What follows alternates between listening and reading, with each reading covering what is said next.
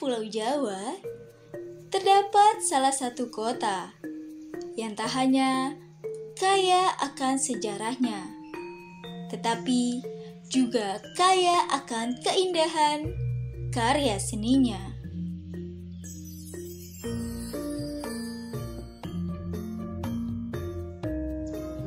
Kota Udang merupakan julukan untuk Kota Cirebon.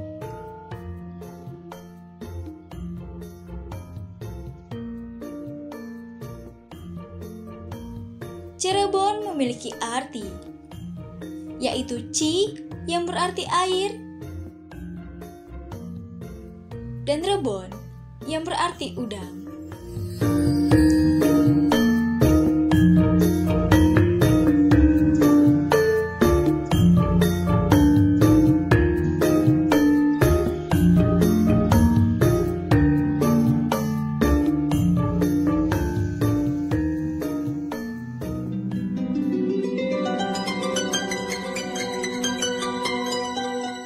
Satu kesenian kota Cirebon yang terkenal yaitu kerajinan rotan. Kerajinan anyaman rotan merupakan kerajinan tangan khas Cirebon yang mulai dikenal sejak abad 16 Masehi. Kerajinan anyaman rotan dibuat dengan cara yang khas,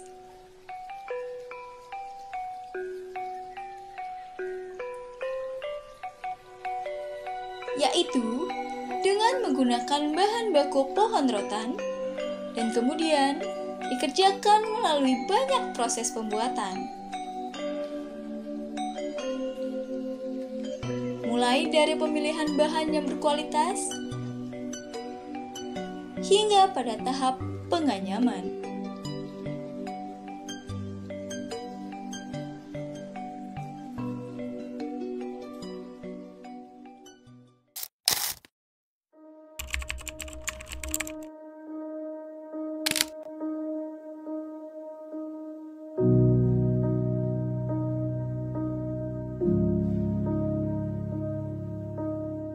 Rotan Art Indonesia ini berawal dari tahun 2021. Saya coba kerjasama, ya melihat potensi main ke rekan partner yang ada di daerah Raja Galuh, sharing-sharing terkait bisnis. Di situ saya dapat saran mungkin untuk coba berjuang dan berusaha di sebuah kerajinan rotan. Nah, kebetulan kami coba kolaborasi membangun sebuah desain dan produk gitu ya awalnya. Dan dulu alhamdulillah disupport oleh perbankan dulu teh. Gitu. Kebetulan ada program lah di perbankannya itu sendiri untuk mendukung membuat sebuah produk. Gitu. Nah, produk yang alhamdulillah produk yang kita coba buat salah satunya mana ini gitu. Nah, berawal dari sini melihat potensi sebuah karya dan kerajinan itu luar biasa besar gitu, apalagi rotan. Yang saya tahu yang namanya rotan itu potensi supply-nya itu kurang lebih 80% berasal dari Indonesia. Nah, yang saya pikir saya nyari cuan gitu ya. Gimana caranya si cuan ini bisa jangka panjang? Ya artinya saya harus nyari barang yang tidak beresiko tinggi. Life produknya yang cukup panjang gitu. Melihat dari itu juga saya potensi di daerah ternyata ada nih kerajinan rotan gitu. Pengrajinnya banyak gitu. Resource-nya ada. Ya dari situlah saya melihat ya udahlah kita coba fokus usaha di sini, mudah-mudahan berjalan terus selamanya gitu.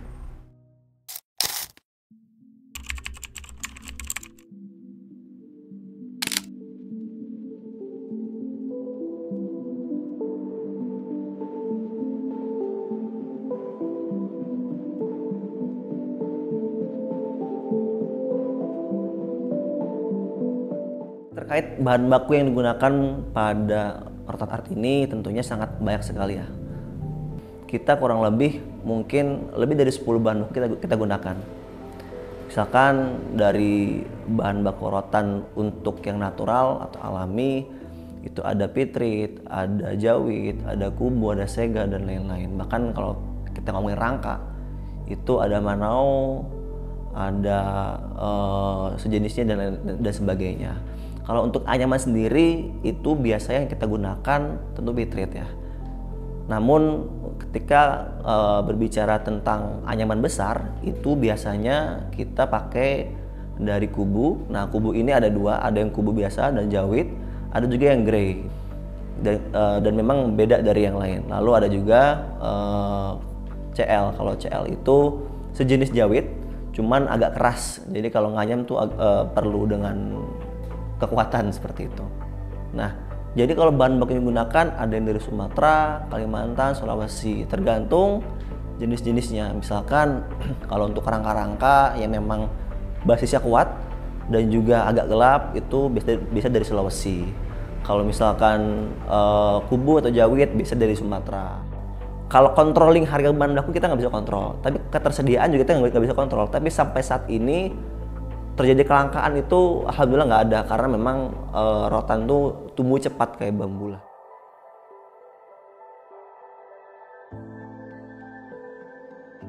Tentunya itu kan karena semakin banyak bahan baku kan semakin rumit produknya.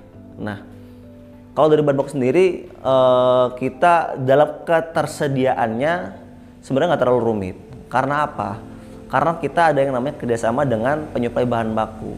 Jadi katakanlah ketika kita mempunyai kebutuhan untuk mengerjakan produk A maupun B, kita bisa kategorikan ini produk harus pakai apa aja, bagusnya bagaimana, grade-nya apa dan sebagainya. Dalam kualitas ya, kita kan pertama ketika dapat orderan itu kita harus bisa klasifikasikan dari kira-kira ini produk ini akan menggunakan rotan jenis apa, lalu grade-nya apa. Nah, kita bisa kategorikan dari grade ini. Grade ini kaitannya dengan harga dan juga kemauan buyer. Jadi grade itu hanya klasifikasi tingkat kualitasnya. Tapi pastikan serendah-rendahnya grade itu dia layak untuk dijadikan sebuah karya di rotan atau produk di rotan. Kalau SOP dari kita itu ada namanya teman-teman dari QC atau quality control.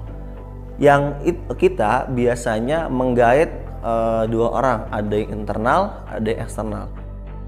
Cuman untuk meminimalisir terjadinya kesalahan maupun toleransi yang berlebih, nah kita secara pengecekan bertahap dari bahan baku, rangka, anyam dan sebagainya sampai dengan warna, sampai dengan packing seperti itu.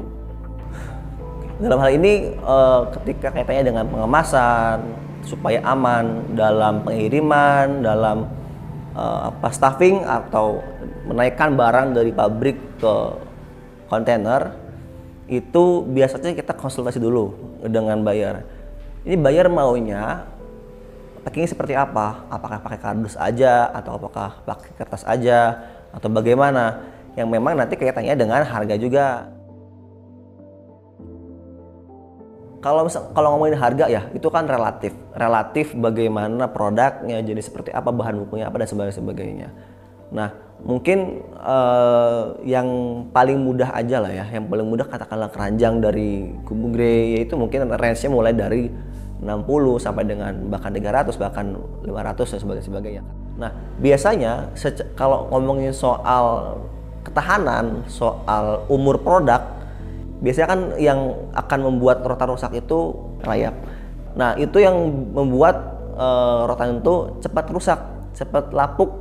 Nah, biasanya kalau misalkan ada kutu-kutu kayak gitu, si dari rotan itu mengeluarkan serbuk-serbuk rotannya gitu. Nah, itu biasanya cepat keropos, cepat patah dan lain-lain. Nah, untuk mencegah itu, jadi biasanya bukan hanya dari grade, lebih penanganan cara produksinya. Kata penyemprotannya pakai apa, yang kira-kira menghilangkan si kutu ini atau mematikan si kutu ini. Jadi secara shelf life atau ketahanan produknya akan lebih lama.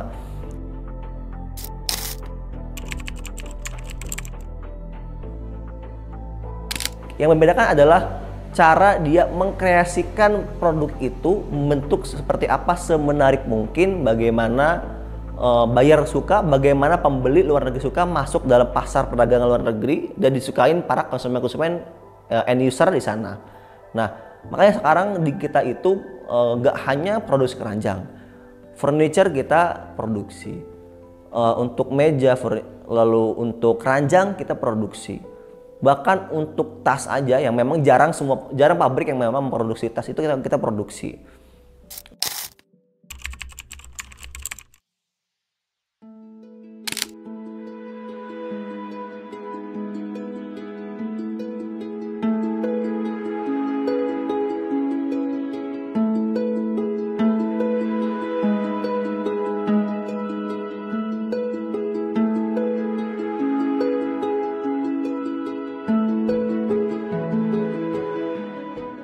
Untuk dari awal mungkin kita dari pemilihan bahan segala macam disesuaikan dengan kebutuhan. Kalau untuk perendaman itu proses di awal itu untuk bahannya sendiri.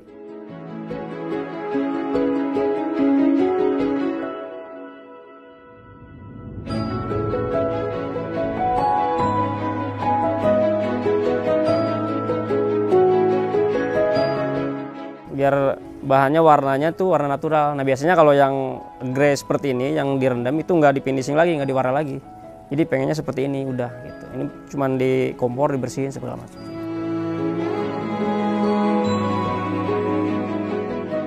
Habis dari bahan mungkin kita sebelum membuat produk seperti ini, kita di sini biasanya pakai mal dulu ya biar sama semuanya gitu, ukurannya tuh biar sama. Jadi awal pembuatan bikin mal dulu.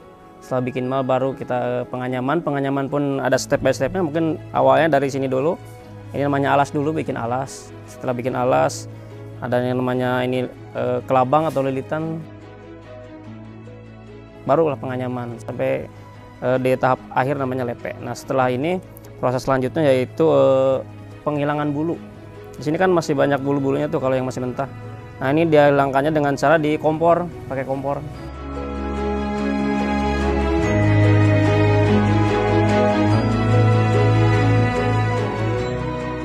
Habis itu kalau ada yang amplas di amplas, habis itu baru di finishing. Finishing sesuai permintaan. Kalau yang pakai warna lagi ada yang warna lagi, kalau yang natural seperti itu.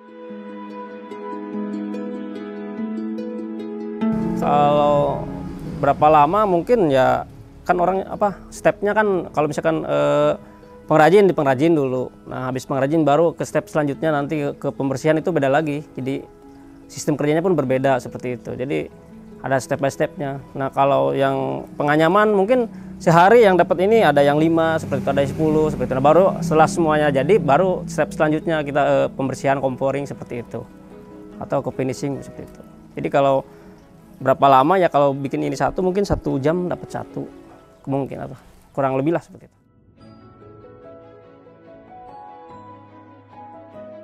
Kalau yang nganyam ya harian mungkin dapat beberapa. Nah kalau finishing itu lamanya mungkin karena banyaknya seperti itu, karena hitungannya berbeda sih Mbak. Maksudnya kalau pengrajin hitungan satuan. Nah kalau yang biasa finishing itu kan semuanya misalkan harus berapa, targetnya berapa hari seperti itu sih.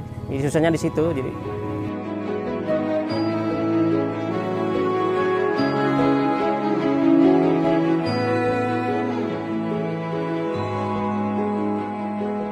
kesulitannya mungkin dari bentuk ya. Kalau yang lebih sulit kayak gini kan ini agak sulit bentuknya. Kalau yang lurus itu kan gampang. Yang round juga gampang. Nah yang sulit itu yang seperti ini agak sulit. Mungkin kesulitannya dari bentuknya sih. Sama mungkin materialnya kalau yang kecil sih susah. Seperti itu.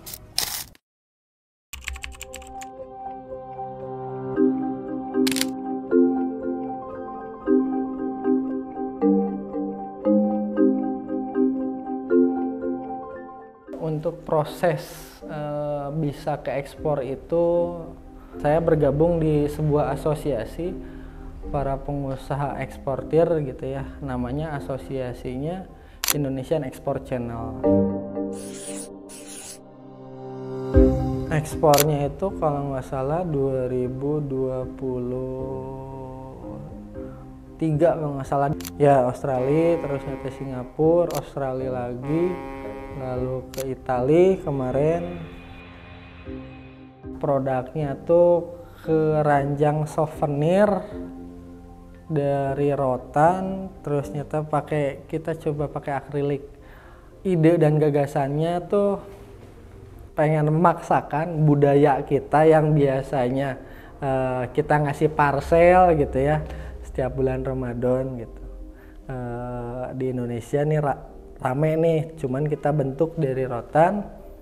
Oh ternyata permintaannya juga ada di luar gitu, karena memang mungkin di luar juga butuh ini ya, storage ya gitu. Ya, prosesnya sih emang rigid. Yang namanya ekspor tuh membangun sebuah trusted buyer tuh kan susah. Biasanya kita seminggu sekali kirim email ke 1.000-1.500 data buyer kan kita punya ya. Kita coba blasting emailnya dengan cara kami sendiri. Ya alhamdulillah setiap minggu ngasih apa ya, konten lah, model oh ini nih ada produk baru nih kita buat dari email mbak gitu. Ada produk baru buatan kita kirimin, share ke mereka. Alhamdulillah dari situ ya membangun emosionalnya bisa terjaga. Ekspor ke luar negeri itu ya hanya sebatas pemasaran aja gitu, dan kita belum punya hub atau apa ya toko retail di luar negeri. Jadi biasanya kalau misalkan ekspor kontainer misalkan ya, kita narik kontainer dulu dari Jakarta. Biasanya kalau dari sini dari Jakarta kita tarik kontainernya, lalu nanti dibalikin lagi ke pelabuhan, masuk difumigasi, suka kadang ada yang minta fitosanitari, balai karantina ya gitu. Biar tidak ada hama di dalam sebuah produknya, lalu masuk ke seaway. Pengiriman tuh bisa sampai 2 atau sebulan setengah gitu di atas laut.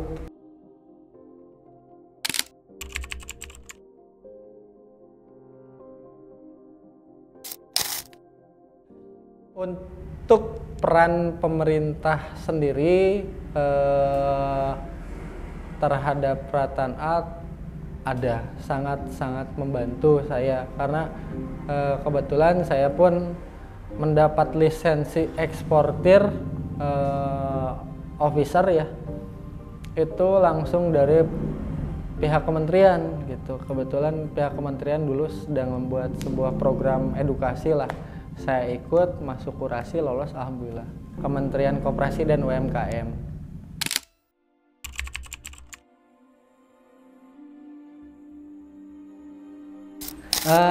Harapan dan kesan dari Rotan itu sendiri setelah saya terjun di dunia kerajinan rotan, ternyata seorang pengrajin itu mau dimanapun dia akan jadi pengrajin gitu. Nah ini suatu hal yang spesial bagi saya gitu. Cuman saya melihat dari zaman sekarang, melihat regenerasi dari pengrajin itu tidak sespesial apa yang saya pandang tadi gitu. Jadi sekarang kalau misalkan saya melihat di sini banyak nggak anak muda yang nganyam, nggak sebanyak dulu. Kenapa? Karena zaman dulu mah yang nganyam tuh anak-anak kecil buat nyari jajan tuh nganyam. Nah sekarang tuh nggak kayak gitu mbak, nggak kayak gitu. Dan banyak juga yang bapak-bapak yang udah tua gitu. Banyaknya malah yang seperti itu, yang anak muda jarang kita lihat. Ya itulah gitu, yang namanya seorang seniman itu muncul tidak berdasarkan dari daerahnya gitu, karena dari keterampilannya gitu.